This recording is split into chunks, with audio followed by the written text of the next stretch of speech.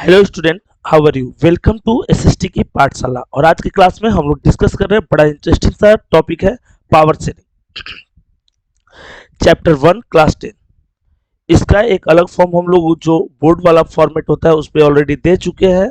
PPT के through भी आपको और भी बेटर वे में समझाने की कोशिश की जाएगी।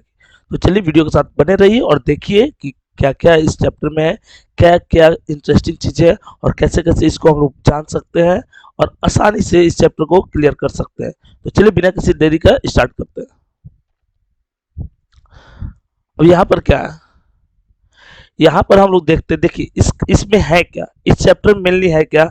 ये आपका बेल्जियम हो गया एक छोटा सा कंट्री, और ये आपका श्रीलंका हो गया एक छोटा सा कंट्री। ठीक है, तो अगर इस पार्ट में हम लोग हटा देते हैं, ठीक है, जैसे मान लो आप यहाँ पर एक बेल्जियम हो गया छोटा सा कंट्री है, ठीक है, और यहाँ पर एक श्रीलंका छोटा सा कंट्री है, ठीक है, कुछ इसी प्रकार से। तो बेल्जियम को बोल रहा है कि हरियाणा से भी छोटा है, श्रीलंका भी एकदम स्मॉलेस्ट हमारे एक स्टेट से भी ये छोटा होगा जो बड़े स्टेट्स है। तो इन दोनों कंट्री के बीच में कंपेयर किया है। जैसे यहाँ पर इसको एज ए हीरो रिप्रेजेंट किया है और एज ए विलेन जो है वो आपको श्रीलंका को रिप्रेजेंट किया है। कारण क्या है, इथेनिक कंपोजिशन जो है दोनों कंट्री में, इथेनिक कंपोजिशन मतलब अलग अलग कास्ट क्रीड लैंग्वेज वाले लोग जो है वो दोनों कंट्री में, श्रीलंका में भी है और बेल्जियम में भी है। लेकिन बेल्जियम वाले जो है वो क्या अच्छा चीज करते हैं कि बेल्जियम में कॉन्फ्लिक्ट नहीं होता, सिविल वॉर नहीं होती है, आपस में कम्युनिटी वाले फाइट नहीं करते।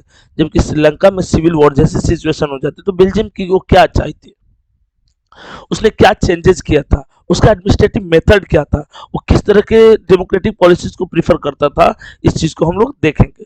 ठीक है, अच्छा एक चीज तो हम लोग हिस्ट्री के थ्रू ही जानते हैं। जैसे मान लो कि ये बेल्जियम हो गया, ये बेल्जियम हो गया, तो बेल्जियम किससे सेपरेट हुआ, बेल्जियम जो है नीदरलैंड से सेपरेट हुआ है। ठीक है, बेल्जियम नीदरलैंड से सेपरेट हुआ और बेल्जियम पीसफुल कंट्री है। और ये बेल्जियम है तो इसका जैसे बाउंड्री हो गया तो इसके बीच में कोई ऐसा इंडिया पाकिस्तान के बॉर्डर जैसा नहीं है, सिंपल सा कंट्री है, कोई भी आ जा सकता है एक दूसरे कंट्री में। यहाँ पर वन मार्क क्वेश्चन कि बेल्जियम जो अपना बॉर्डर किसके किसके साथ शेयर करता है। बेल्जियम जो है फ्रांस, नीदरलैंड, जर्मनी और लग्जमबर्ग के साथ अपना बॉर्डर शेयर करता है। It has population of little over 1 crore, about half of the population of Haryana. इसका पॉपुलेशन क्या है तो 1 CR है, और ये हरियाणा के पॉपुलेशन से कम है। जो कि हरियाणा पॉपुलेशन के मामले में इंडिया में कोई बहुत बड़ा स्टेट नहीं है। हरियाणा से बड़ा बिहार है, यूपी है, वेस्ट बंगाल है, महाराष्ट्र है, ये तो बहुत बड़े बड़े स्टेट है हरियाणा से। बल्कि हरियाणा जैसे छोटे स्टेट में पॉपुलेशन की ड्यूटी, इससे भी हाफ पॉपुलेशन है बेल्जियम का। लेकिन डेवलपमेंट की बात करेंगे तो हरियाणा से बहुत ज्यादा आगे है। The ethnic composition of the small country is very complex. Ethnic composition जो है इस कंट्री का बड़ा कॉम्प्लेक्स है। ठीक है, एक आप डायग्राम ऐसे देख लो, ये बेल्जियम का डायग्राम हो गया और ये डायग्राम जो हो गया,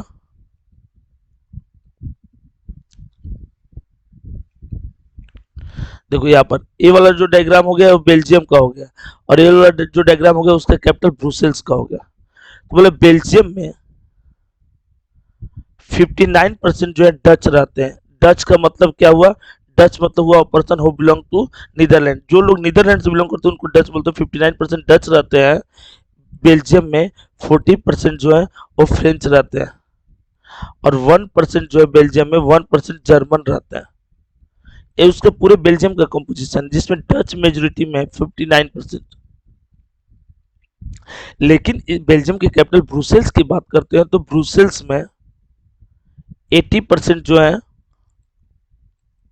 वो फ्रेंच है, और 20% जो है वो डच है। तो पूरे कंट्री में डच की संख्या ज्यादा है, मेजोरिटी में वो है। लेकिन कैपिटल में किसकी संख्या ज्यादा है, कैपिटल में आपकी फ्रेंच की संख्या ज्यादा है। और French is a rich community lies in Belgium. Belgium में रिच कम्युनिटी जो थी वो फ्रेंच थी। तो इस तरह से हम कह सकते हैं क्या कि बेल्जियम का जो कॉम्पोजिशन था, बेल्जियम एज ए स्टेट जो था, एज ए कंट्री जो था, इथेनिक कॉम्पोजिशन था। अलग अलग लैंग्वेज क्रीड कल्चर को प्रीफर करने वाले लोग थे इसमें। ठीक है,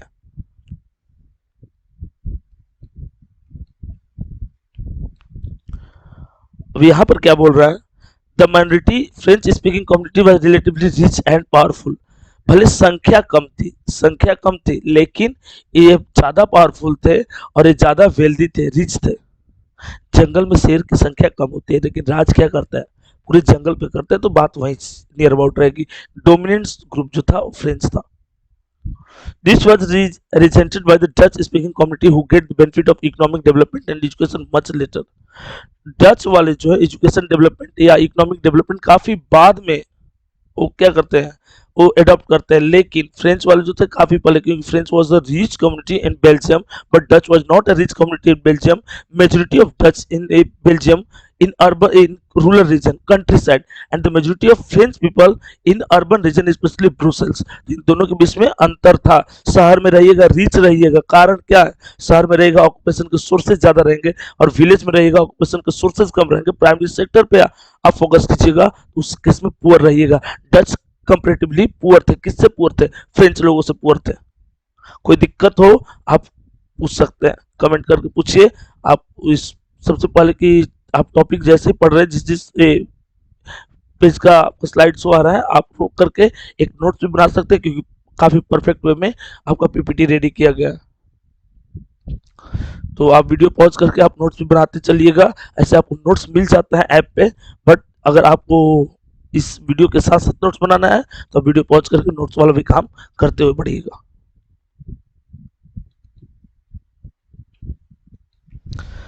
इथेनिक कंपोजिशन मतलब, फिर नहीं पूछेंगे इथेनिक कंपोजिशन मतलब तो अलग अलग कास्ट क्रीड ये सब के लोग जो रहते हैं उसको इथेनिक कंपोजिशन बोलते हैं।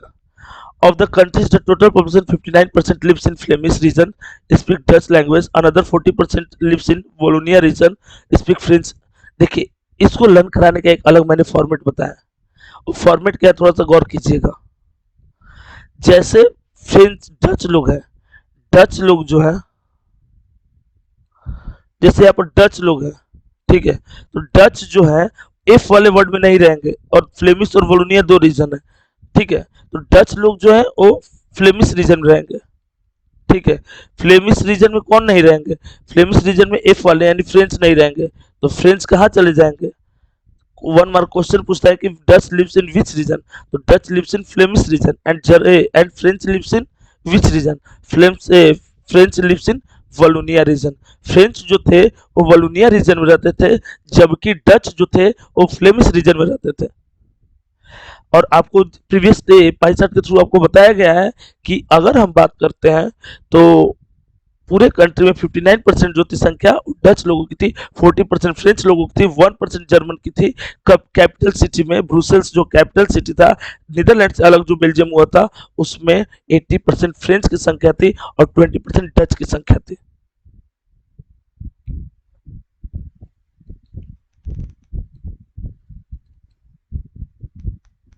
देखिए डायग्राम के थ्रू भी आपको दिखाया जा रहा है। इससे ब्रुसेल्स कैपिटल रीजन, ये जो है वो ब्रुसेल्स है, इसका कैपिटल रीजन है, ठीक है। This one is a Brussels. अब यहाँ पर क्या बोल रहा है, वलोनिया रीजन। वलोनिया में कौन रहेंगे, आपको अभी कॉम्पोजिशन बताया है कि वलोनिया में फ्रेंच लोग, ठीक है, और फ्लेमिश में डच लोग। एफ एफ दोनों साथ में नहीं होगा, ठीक है। और ए वाला जो पार्ट है वो आपको वलोनिया फ्रेंच स्पीकिंग रीजन है, और ये जो डच स्पीकिंग रीजन है, और ये वाला जो पार्ट है जो साउथ ईस्ट वाला पार्ट है नियर अबाउट, वो आपका जर्मन स्पीकिंग रीजन है। ये आपका डायग्राम रहा, ठीक है। Dutch speaking and French speaking communities during the 1950s and 1960s, the tension between the two communities was more acute in Brussels। क्या बेल्जियम जो था पहले से इतना अच्छा नेशन था, क्या पहले से सिटीजन्स को राइट दिया था, क्या उनके यहाँ आपस में लोग नहीं लड़ते थे 1950s और 60s टाइम में ये भी आपस में लड़ते थे, सिविल वॉर वाली सिचुएशन रहती थी। लेकिन बेल्जियम के जो थिंकर्स थे, कॉन्स्टिट्यूशन मेकर्स थे, वो ज्यादा चालाक थे। उन्होंने अपने कॉन्स्टिट्यूशन को 4 बार अमेंडमेंट किया 1970 से 1993 के बीच में। गौर कीजिएगा इस बात को, एग्जाम में आता ही है कि बेल्जियम जो अपना कॉन्स्टिट्यूशन कितना बार किया और कब से कब किया। तो बेल्जियम ने अपना कॉन्स्टिट्यूशन 1970 से 1993 के बीच में किया, और बेल्जियम ने अपने कॉन्स्टिट्यूशन को 4 बार अमेंडमेंट किया। इंटेंस कॉन्फ्लिक्ट थी बेल्जियम के जो लोग थे उनके बीच में 1950 से 60s के बीच में। The tension between the two communities was more acute in Brussels. Brussels presented a special problems. The Dutch-speaking people constituted the majority in the country, but minority in the capital. Dutch वालों की संख्या भले ही country में ज्यादा थी, लेकिन capital में किनकी संख्या ज्यादा थी?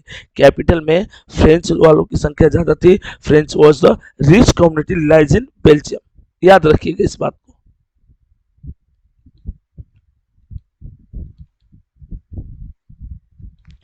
Sri Lanka has a diverse population. The major social groups are the Sinhalas. Sinhalas अब यहाँ पर थोड़ा सा एक चीज और हम लोग बना लेते हैं. जैसे ये आपका पाई चार्ट, ये आपका श्रीलंका का पाई चार्ट भी बना लेते हैं. ठीक है. श्रीलंका में 74% जो है वो सिन्हालाज है. ठीक है. देख एक बात और गौर कीजिएगा, Sinhala was not a language. Sinhala was a language not a religion. ठीक है. ये क्या है? ये कितने परसेंट है? 74% है. One mark question. कितने परसेंट सिन्हालाज है? 74% है. इसके बाद क्या बोल रहे हैं? 18% जो है वो तमिलियंस है. 18% तमिलियंस में क्या है? 13% प्लस 5%. 13% जो है श्रीलंकन तमिल से और 5% जो है इंडियन तमिल से. ये तो हो गया आपका 74 प्लस 18 92. इसमें 7% जो है जैकलिन फर्नांडिस है. जैकलिन फर्नांडिस क्यों? 7% तो क्रिश्चियनिटी से बिलोंग करती है, श्रीलंका से आती हैं और श्रीलंका का जिक्र कर रहे हैं हम लोग, तो क्रिश्चियनिटी आपको कम याद है, जैकलिन आपको ज्यादा याद है, इसलिए आपको क्लू के लिए बोल दिया. नहीं तो ऐसे हीरोइन का बात करने का मेरा कोई इरादा नहीं है क्लास में. ठीक है. 1% जो है वो अदर्स है. 7% जो है क्रिश्चियनिटी है. 18% जो है तमिलियंस है, इसमें 13% श्रीलंकन तमिल्स, 5% इंडियन तमिल्स और 74% जो है वो सिन्हालाज है. was a community preferred by Sinhalese community. Religion was Buddhism. ये 5% जो है, ये 5% तमिलियंस आए कहाँ से? तो 5% तमिलियंस जो है कॉलोनियल टाइम पीरियड के समय एक जा करके बस गए थे वहीं पर, और इसलिए वो 5% है.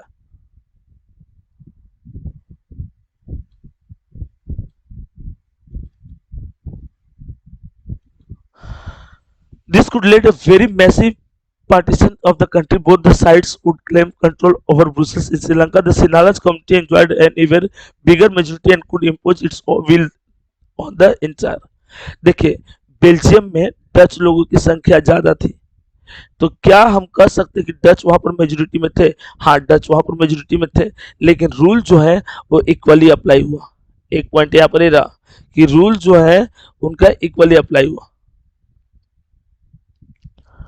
both the sides would claim control over Brussels in Sri Lanka.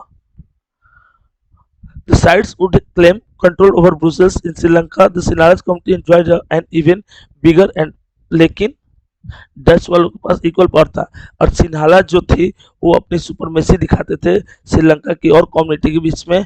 तो इंटेंस कॉन्फ्लिक्ट का ये भी एक मेन रीजन था कि सिन्हालस क्या समझते थे? अपने आप को पावर में, संख्या उनकी ज्यादा थी, तो चाहते थे डोमिनेंस भी इसी बेस पे हो. श्रीलंका का मैप हो गया. श्रीलंका के मैप में किस पार्ट में तमिलियंस रहते हैं? याद रखिएगा, नॉर्थ ईस्ट पार्ट में, और कुछ पार्ट आपके साउथ ईस्ट जाता है, बट नॉर्थ ईस्ट ही रखिएगा. तो क्वेश्चन बार बार पूछा जाता है.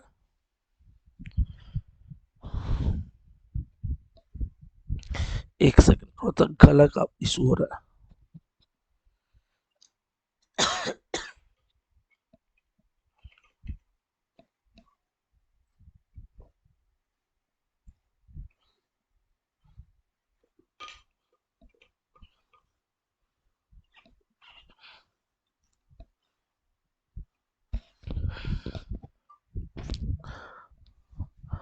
But this could lead to the very massive partition of the country. Both the sides would claim control over Brussels.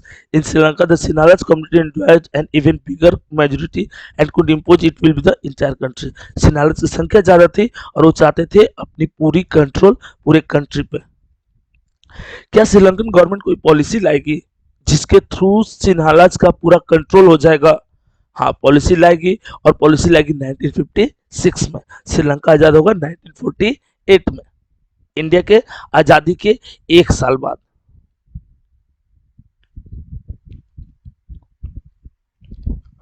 देखिए, Sri Lanka emerge as independent country 1948। Sri Lanka जो है इंडिपेंडेंट कंट्री कब बना, तो 1948 में श्रीलंका इंडिपेंडेंट कंट्री बना। The leader of Sinhala community sought to secure dominance over the government but by the their majority. सिनारज की मेजोरिटी यानी कि उनकी संख्या ज्यादा थी, वो चाहते थे कि गवर्नमेंट उन्हीं के द्वारा जिनकी संख्या ज्यादा है उनकी बने। As a result, the democratically elected government adopted a series of majoritarian measures to establish Sinhala supremacy. Sinhala लोगों की सुपरमेसी को एडॉप्ट करने के लिए, सिन्हाला लोगों की सुपरमेसी को सेटअप करने के लिए गवर्नमेंट जो है अलग अलग अनजस्टिस जो होता है उस तरह की चीजें करती है, तमिलियंस के साथ डिस्क्रिमिनेशन करते, सारे राइट जो सिन्हालाज को दे दी जाती है। और कॉन्फ्लिक्ट का ये मेन कारण था, जिसके बाद तमिलियंस जो है क्रोधित होकर के, निराश होकर के LTT liberation of tiger Tamil LM बना देंगे। वो एक टेररिस्ट ऑर्गेनाइजेशन था और इंडिया की आर्मी गई थी उसको रिप्रेस करने के लिए, और जिसकी कीमत इंडिया ने अपने प्रधानमंत्री को खोकर चुकाया। राजीव गांधी जी को ह्यूमन बम के थ्रू तमिलनाडु में स्पीच दे रहे थे, कोई महिला आई बम पहना कर चली गई, चीथड़े उड़ गए थे। तो इस तरह से हम लोगों ने इन एलटीटी या श्रीलंका के अंदर उत्पन्न आग को बुझाने के लिए हम लोगों ने अपना घर जलाया, और अपना घर जलाने का क्रम मतलब हमने अपना प्राइम मिनिस्टर खोया। As a result, the dramatically elected government adopted a series of military measures to establish Sinhala supremacy. किसकी सुपरमेसी सेटअप करना चाहते थे, सिन्हालाज की सुपरमेसी सेटअप करना चाहते थे। इन 1956 an act was passed to recognize Sinhala as the only official language thus। Sinhalese को only official language declare कर दिया जाता है, सारी प्रेफरेंसेस सिन्हालाज को दी जाती हैं, यूनिवर्सिटी एडमिशन, जॉब या इन सारी चीजें को। Disregarding Tamils the government followed professional policies that favored Sinhala's application for university positions and government jobs. A new constitution stipulated the state shall protect and foster Buddhism। State जो है वो protect करेगा और किस चीज को, फोस्टर बुद्धिज्म, बुद्धिज्म को, और नेशनल रिलीजन डिक्लेयर कर देगा, सारी प्रेफरेंसेस बुद्धिज्म को दे देगा, हिंदुओं को प्रताड़ित किया जाएगा। ऐसी चीजें इंडिया में, इंडिया के बगल में रह करके एक कर रहे थे।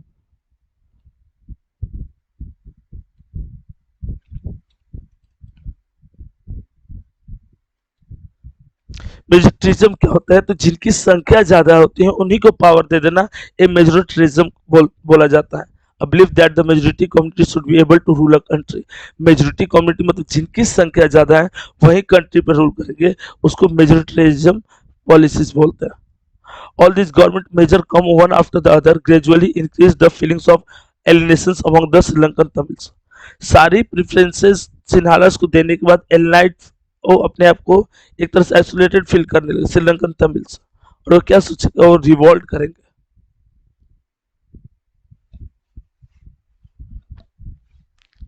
They felt that none of the major political parties led by the Buddhist Sinhalas leader was sensitive to their language and culture।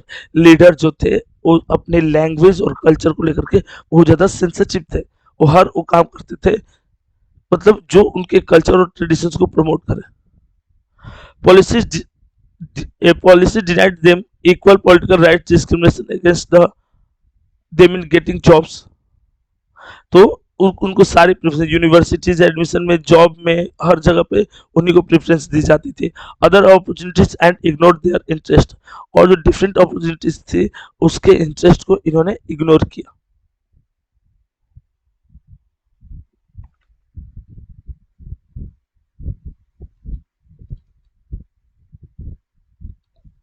Sri Lankan Tamil launched a partisan struggle for the recognition Tamil is an official language for regional autonomy and equality opportunity in securing good education and jobs। और श्रीलंकन तमिल जो है एक organisation बना लेंगे, अभी चर्चा की इस पे। एलटीटी इसका पूरा नाम था इनसिक्योर एजुकेशन एंड गॉड, और वो गुरिल्ला वॉरफेयर या इस तरह की चीजें जिसमें वो डायरेक्टली श्रीलंकन गवर्नमेंट को या उससे रिलेटेड लोगों पे अटैक कर रहे थे। But their demand for more autonomy to provide populated by the Tamils was repeatedly denied। संख्या तमिलियंस की अच्छी खासी थी, फिर भी तमिलियंस की मांग को क्यों डिनाई किया जाता था। By 1980s, several political were formed demanding an independent Tamilalam in in northern and eastern parts of the Sri Lanka. Sri Lanka के नॉर्थ ईस्टर्न पार्ट में जो था, ठीक है, ऑर्गेनाइजेशन बनता है LTT, liberation of tiger tiger Tamil, northern northern and eastern part of the Sri Lanka. North और eastern part में बनते हैं विलेज रीजन, जो फर्टाइल नहीं रहेगा, बंजर भूमि।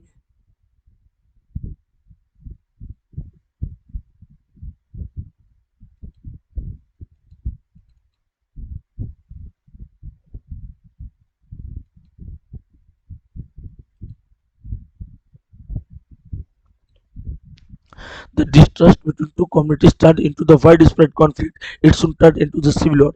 जब किसी कंट्री की दो कम्युनिटी ही आपस में फाइट करती हैं, तब हम उसको सिविल वॉर बोलते हैं। श्रीलंका में सिविल वॉर चल रहा था क्योंकि श्रीलंका की दो कम्युनिटी, एक सिन्हालास, दूसरे जो तमिलियंस थे, आपस में फाइट कर रहे थे। As a result thousand of people of both the communities have been killed. हजारों लोग दोनों कम्युनिटी की तरफ से मारे गए। Many families were forced to leave the countries as refugee and many more lost their livelihoods. बहुत सारे लोग ने अपना घर द्वार खो दिया। But the civil war has caused a terrible setback of the social culture and economical life of the country. It ended in 2009। ये सारे चीज जो खत्म हुआ वो 2009 में। उसमें इनको क्या किया जाता था, इनके साथ डिस्क्रिमिनेशन किया जाता था और इसलिए सिविल वॉर कर दिया। But the civil war was cause a terrible setback to the, क्या था टेरिबल सेटबैक, एक तरह से वो तमिलियंस जो थे वो क्या चाहते थे, अपना राइट्स लेना चाहते थे।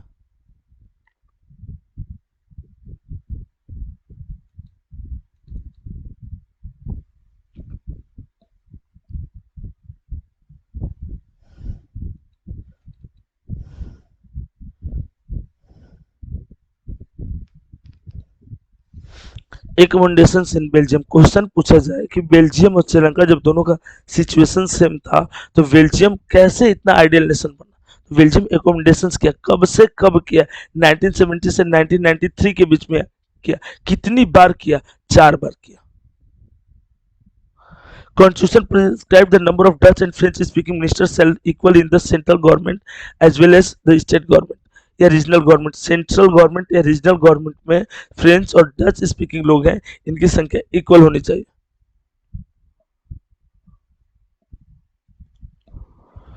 और एक क्वेश्चन आज हम लोग अभी जिक्र किया है कि जो यहाँ पर प्रॉब्लम था बेल्जियम में, वो कब से कब के बीच में था, तो 1950 से 1960 के बीच में प्रॉब्लम था। Constitution prescribed that the number of Dutch and French speaking ministers shall equal in number हो गया। Government have been given the state government to the two regions of the country. The state government are not subordinate to the central government. State government जो है subordinate नहीं रहेगी central government का। Subordinate का मतलब क्या होता है कि उसी की सारी बात मानेंगे, तो ये चीजें नहीं रहेगी, इंडिपेंडेंट आइडेंटिटी के साथ लाइज करेंगे। Government have been given to state government of the two regions of the country. The state government are not subordinate to the central government. State government जो है वो सबऑर्डिनेट नहीं होगी सेंट्रल गवर्नमेंट की। बहुत गर्मी है बालक।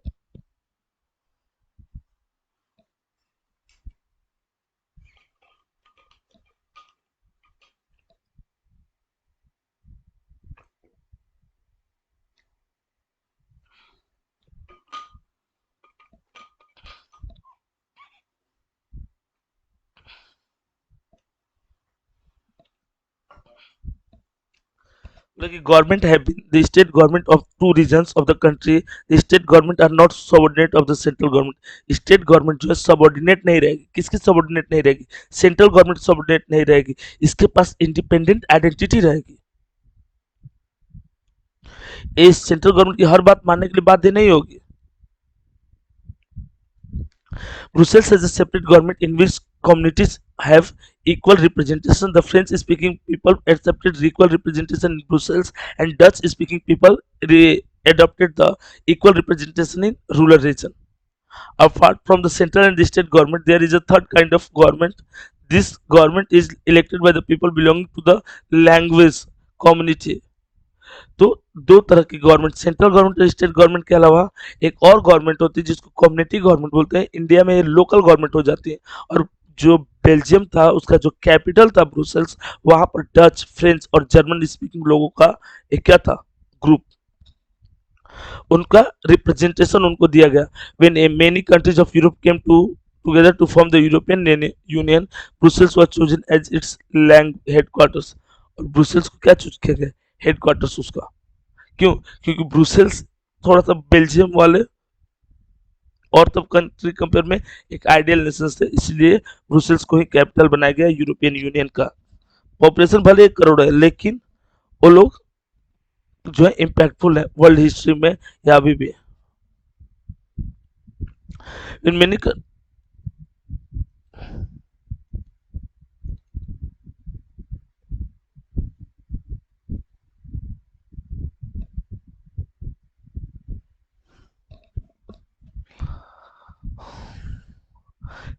अब यहाँ पर बोला कि firstly power sharing is good because it helps to reduce the possibility of conflict between social group.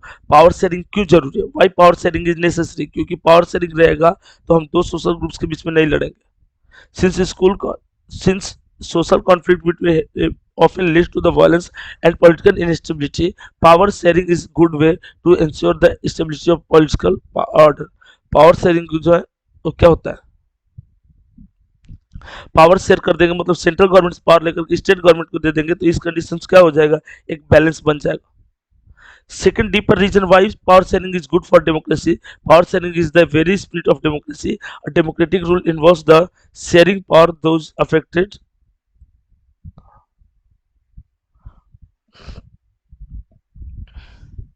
तो अभी हम क्या देखें, अभी हम देखें कि बेल्जियम में सेंट्रल गवर्नमेंट भी, स्टेट गवर्नमेंट भी है, इसके अलावा वहां पर लोकल गवर्नमेंट है जिसको कम्युनिटी गवर्नमेंट बोलते हैं, जहाँ पे डच, फ्रेंच और जर्मन तीनों से रिलेटेड जो लोग हैं वो इलेक्ट करके आते थे। बाकी second reason power sharing good for democracy, power sharing is very spirit of democracy। A democratic rule involves the sharing with those affected by the others। मतलब कि अगर आप पावर शेयर करोगे तो आप इजीली किसी भी कंट्री में स्टेबल गवर्नमेंट सेटअप कर दोगे। A legitimate government is one where citizens through participation acquire a stake in the system। citizens participation और systems ऐसा realize करना चाहिए।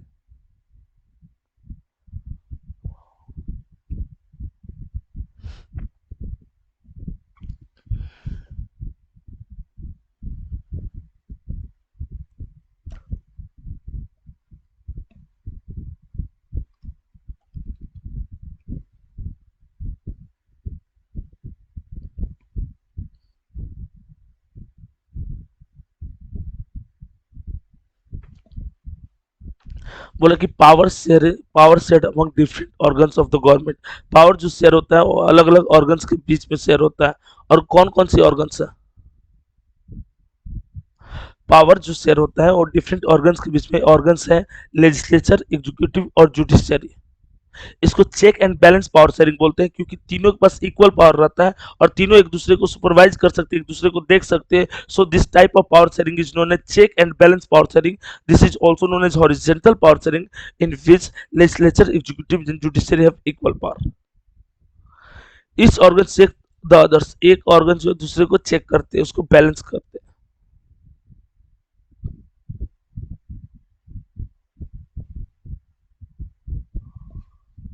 ठीक है, तो हम इसको क्या बोल सकते हैं, इसको हम बोलते हैं check and balance power sharing. It allows different organs of the organs कौन कौन सा है, जुडिशियरी है, लेजिस्लेचर है, एग्जीक्यूटिव है, डेमोक्रेटिक गवर्नमेंट का ऑर्गन्स है। At the same level of exercise different powers, such separations ensure that none of the organs can exercise ultimate powers. इस organ checks the other.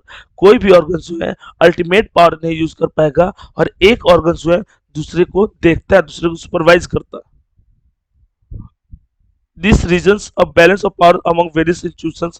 Last year we studied that in democracy even through minister and government official exercise power. Ministers और जो government officials हैं वो power exercise करते हैं। They are they are responsible to the parliament और state assemblies. ओ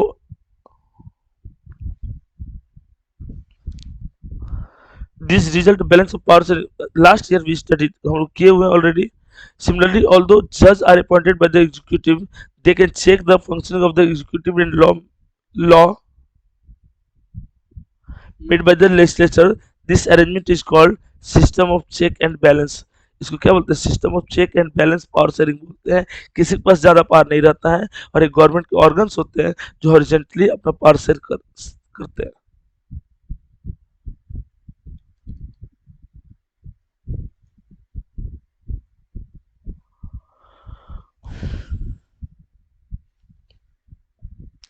इसमें क्या बोल रहा है? इसमें बोल रहा है कि power may also be shared among different social groups such as the religious and linguistic group। जैसे अलग अलग लैंग्वेज बोलने वाले होते हैं, अलग अलग रिलीजन प्रीफर करने वाले लोग होते हैं, तो उनके बीच में पावर को शेयर कर देंगे तो उन लोग भी सुटेबली वर्क कर सकते हैं। मतलब वो लोग भी अपनी पावर को एक्सरसाइज कर सकते हैं। In a democracy the citizen must have a freedom to choose among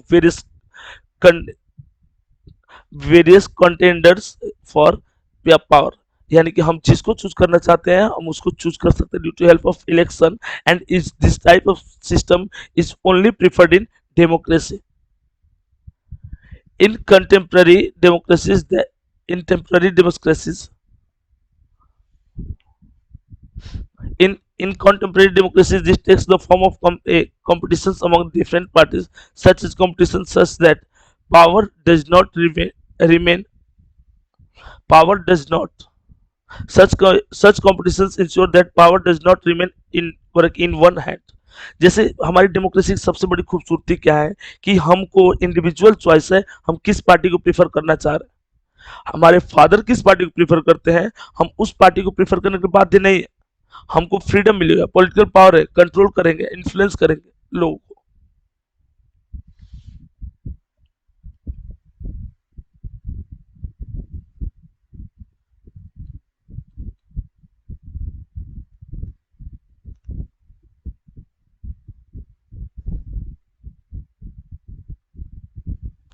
इस तरह से इस चैप्टर 1 का जो एक्सप्लेनेशन था उसको हम लोग खत्म करते हैं। इसके बाद भी अगर कोई डाउट रहे तो आप कमेंट करके पूछिए। आपका डाउट 24/7 अवेलेबल रहती है टीम हमारी, वहाँ पर हम लोग सॉर्ट आउट कर देंगे। टेलीग्राम ग्रुप को जरूर ज्वाइन करें क्योंकि वहाँ पर हम लोग क्वेश्चन आंसर डिस्कस करते हैं या डिफरेंट जो डॉक्यूमेंट्स है वो आपको प्रोवाइड किया जाता है। इसके अलावा जो न्यू ऐप हम लोग लॉन्च किए हैं उसमें बहुत सारे अपडेटेड आएंगे, आप उसके अकॉर्डिंग अपने आप को भी अपडेट रखो, ठीक है। इसके बाद हम लोग भी बहुत सारे सोशल नेटवर्क साइट्स पे अवेलेबल हैं, तो आप वहाँ पर भी जुड़ करके हमारे साथ ज्ञान अपना बढ़ा सकते हैं। हम लोग एक दूसरे से डिस्कस करके ज्ञान अर्जित कर सकते हैं। इस तरह से एजुकेशन का एक पैटर्न रखेंगे। चलिए तब तक के लिए धन्यवाद, मिलते हैं नेक्स्ट वीडियो में इसी तरह से।